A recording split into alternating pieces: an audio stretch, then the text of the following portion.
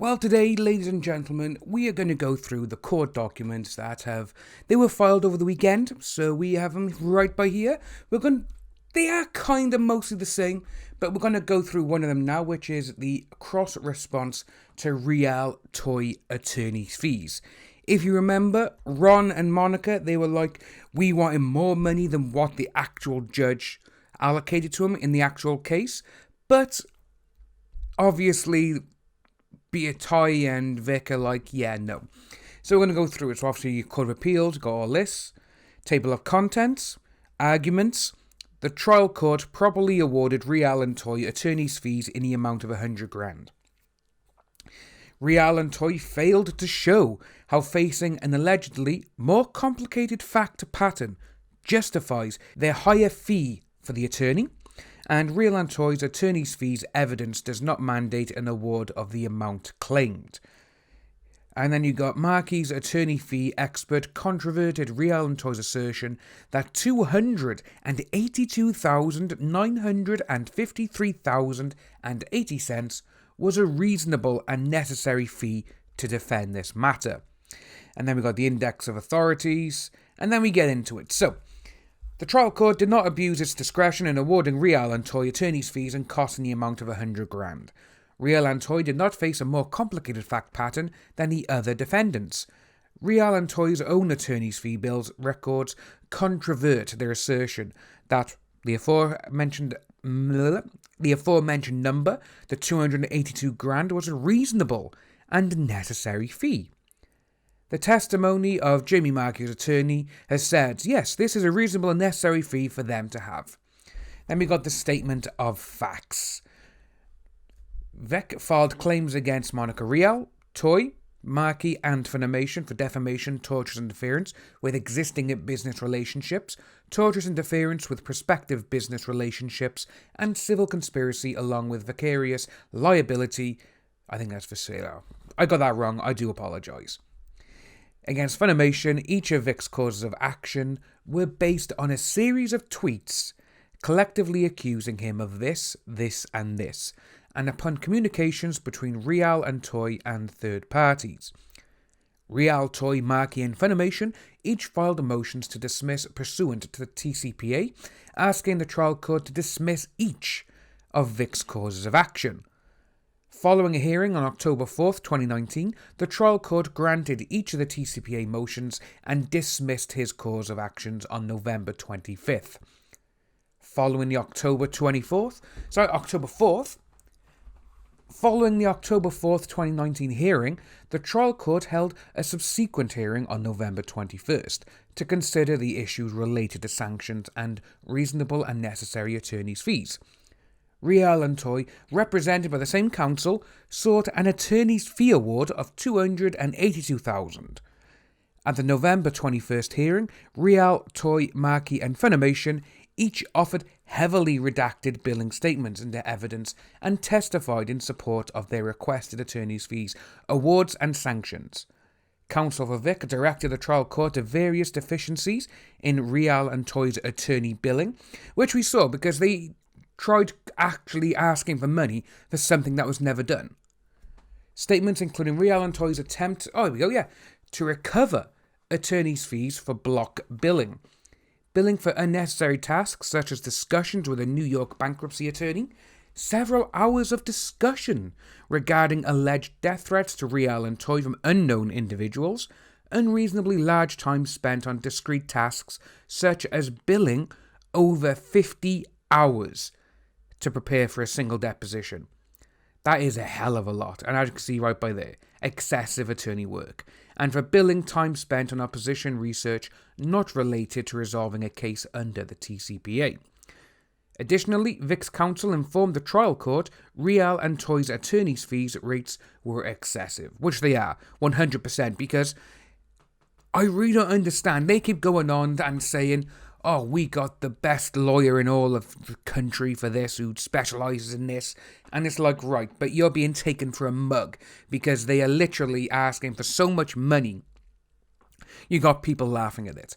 But then, of course, you got people on Twitter, well, law Twitter, who are supporting Monica and Marchi and all these. And they're like, oh no, that's reasonable. But it's funny because Toye said in the podcast interview that there's over 90 attorneys. I've only seen like 2 or 3 who are involved. All the rest are probably just sitting back and laughing. Each of these billings problems is exacerbated by the fact that Rial and Toye's attorney fees expert, Sean Lemois, testified he was an expert on the subject matter of the TCPA, had litigated through a TCPA motion to dismiss hearing 12 to 15 times, and presented CLE to other Texas lawyers about it. Rial and Toye's overbilling was not lost in the trial court, as the Honourable Judge Chupp accepted Lemois' expertise as fact, but expressly questioned the unreasonableness of Rial and Toye's fee request during the November hearing, which he did. He was like, why is this so much? Why are you charging them so much? And Lemois, he just stuttered. And as you can see by there, it goes on, the Honourable Judge Chupp stated Lemois was billing too much for achieving the same results for his clients on the exact same causes of action as Marchi's attorney, who had no experience with TCPA cases. Additionally, Jamie Marchi's expert witness on attorney's fees testified that a reasonable and necessary fee for this action was $48,000. Vic's claims against Rial and Toye were identical to the claims filed against Marchi. Specifically, Vic's claim against Rial, Toye and Marchi were based on tweets accusing Vic of this, and this. Concurrently with Rial and Toye, Marchi pursued a dismissal of Vic's claims under the TCPA.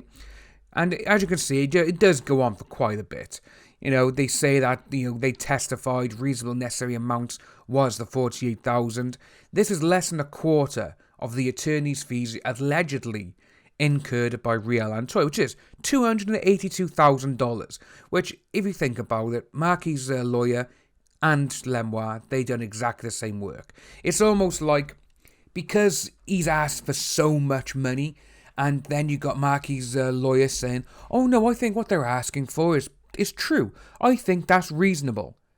Is he trying to get money out of that as well? Did Lemois promise him some money? Because $282,000 for this case, the exact same case as Jamie Marchi, basically, that's very, very suspicious. And it says there, why would you ask for less than a quarter of what someone else is asking for the same job? Marchi's attorney spent significantly less time on discrete tasks, such as preparing for hearings and depositions, and was able to obtain the same results, which is true. Additionally, Marchi's counsel did not bill for opposition research and watching YouTube videos, tasks that were included in Rial and Toye's billing statements. You just can't make that up, can you? A lawyer. I'm getting paid thousands of dollars to watch YouTube videos discussing my clients, which has nothing to do with this. Watching YouTube videos has nothing to do with it.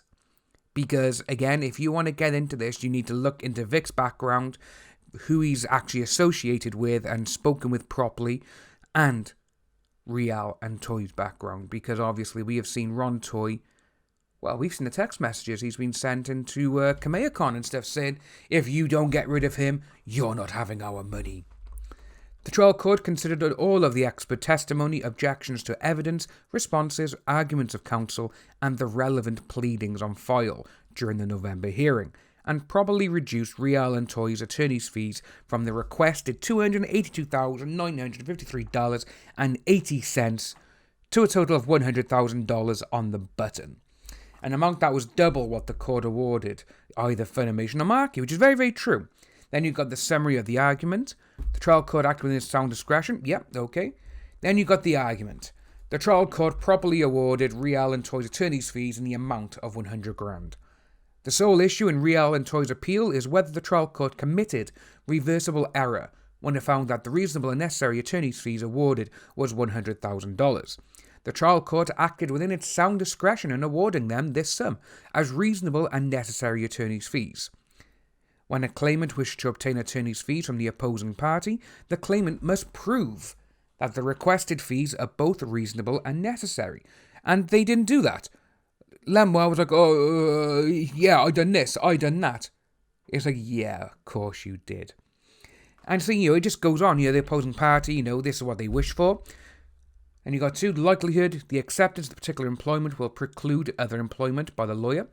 Fees charged in the locality for similar legal services, the amount involved and the results obtained. And as you can see from that there, he's literally going down, he goes, why would you do this, this and this when you can get this, the same price for something else? And it's just so funny. You got right by there as well. Evidence of the Arthur Anderson factors is necessary for the fact finder to have a meaningful way to determine if the fees sought are in fact reasonable and necessary. Determination of what constitutes a reasonable attorney's fees involves 2 steps.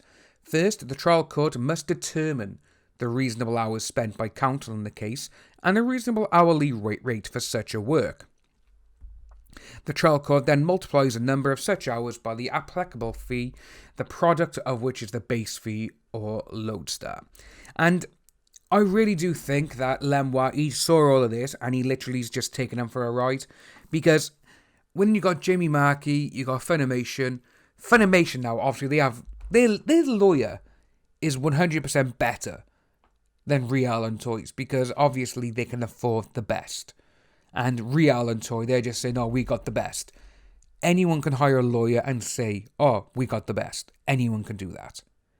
But as you can see by here, it's like, yeah, no, we're just going to charge you whatever we want. Because we've done this, ladies and gentlemen. We've watched YouTube. And it's funny because she's saying in this document and everything else, Monica Rial on Twitter, you shouldn't watch YouTube. Or maybe you shouldn't watch YouTube. But their lawyer has charged them thousands of dollars to watch YouTube. I'd be like, I'm not paying you for that. That is just ridiculous. And it says by here, the fee claimant bears the burden of providing sufficient evidence of both hours worked and reasonable rate. Evidence includes, at a minimum, particular services performed, who performed them, approximately when they were performed, the reasonable amount of time required, and the reasonable hourly rate for each person performing the services. And it just goes on. And to be honest with you, Toye has literally just destroyed their argument for more money in all of this entire document, which is great. But what I will do, I just wanted to let that part out by there, because literally it says in the first couple of pages that Lemoir and Have Not, they are literally just too stupid. I will leave a link to this actual document below. It is on Kiwi Farms. So if you are new to the channel, please like and subscribe. Hit the notification bell for future updates. And I'll see all you wonderful people soon.